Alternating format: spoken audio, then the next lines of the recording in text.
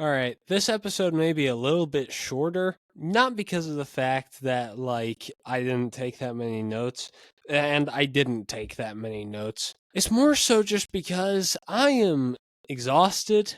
School just started back up for me, so I'm trying to get back into the swing of that, so it may take me a minute to get back to a decent amount of energy at least whenever it comes to these episodes, but I do think I'll get back there at some point during the season. So just wanted to let that be known. And anyway, what's good, y'all? Welcome back to the Titans Rundown. I am your host, Micah McCamey, and in today's episode, we're going to be talking about preseason week 1 and how I felt like that went. We're not just going to be talking about that, though. Right before we do, we're going to be talking about the joint practice because I feel like that's something that needs to be mentioned. Not the Falcons joint practice. I'll do that next week. I'll cover that, talk about the Falcons joint practices, and then the and then I'll talk about the game itself, and hopefully I'll get that out on a Sunday because, again, honestly, I was wanting to get this knocked out on a Sunday, but I didn't because I just procrastinated, and now we're here. But anyway, let's get into today's episode, starting out with the said joint practice. So, Cam Ward was pretty solid in this. I believe that he was 21 of 30, and in the scrimmage he was 14 for 24 or something like that. Not a bad day for Cam Ward.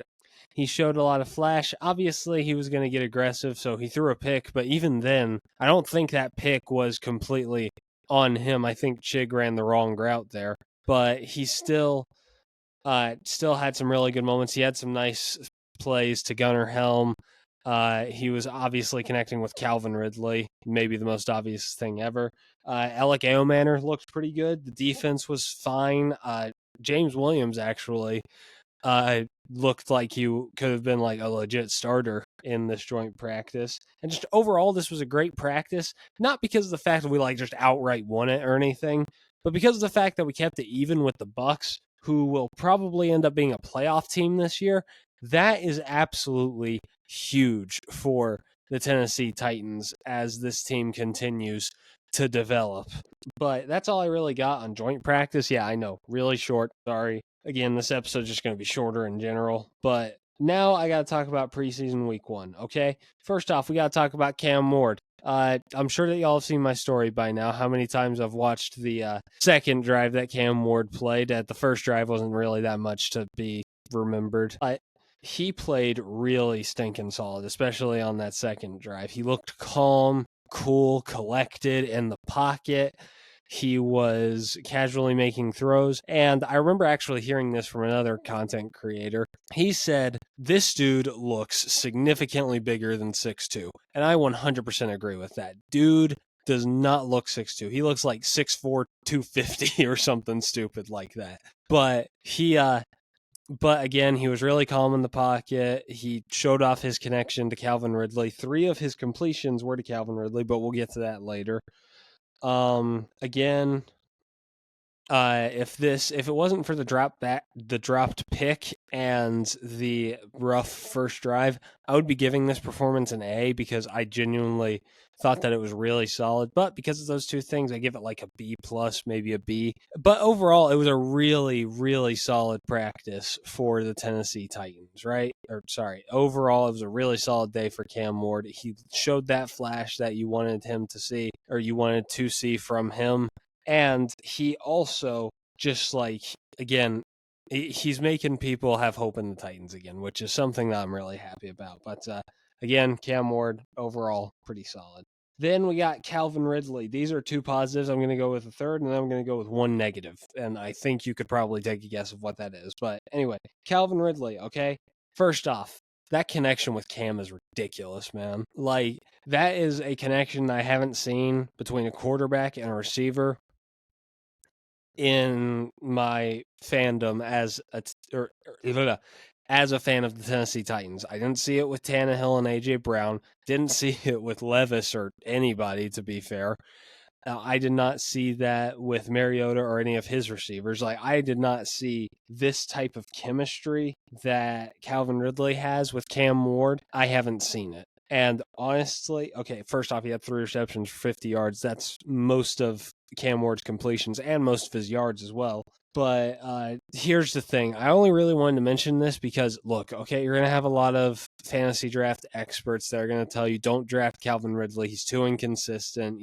He's not getting the ball as consistently as you'd want him to. But here's the thing. He's the only serious weapon that we have at wide receiver right now. Everybody else is a work in progress whenever it comes to Shamir Dyke or Alec Manor or other people like that. And obviously, y'all know Tyler Lockett, Van Jefferson are old. Apart from maybe a vintage performance or Van Jefferson's just not that great in general, but Tyler Lockett's old. And unless he has a vintage game, I can guarantee you that Calvin Ridley will consistently have good fantasy performance after good fantasy performance. He's a snag if you can get him in the second or third round, honestly.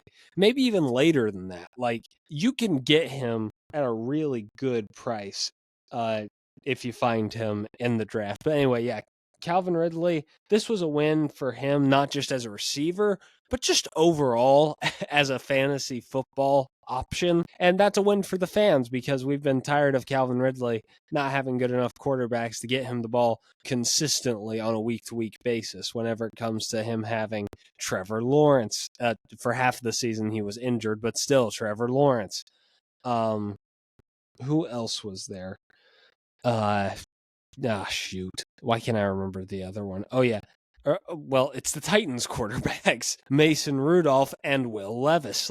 With those guys, it was always going to be inconsistent because, in general, they're just inconsistent quarterbacks or they're just not good at all, right? That is something that you need to keep in mind. So, now that he has a quarterback that could consistently get him the ball, that is a huge win for fantasy owners and a huge win for Calvin Ridley fantasy owners specifically.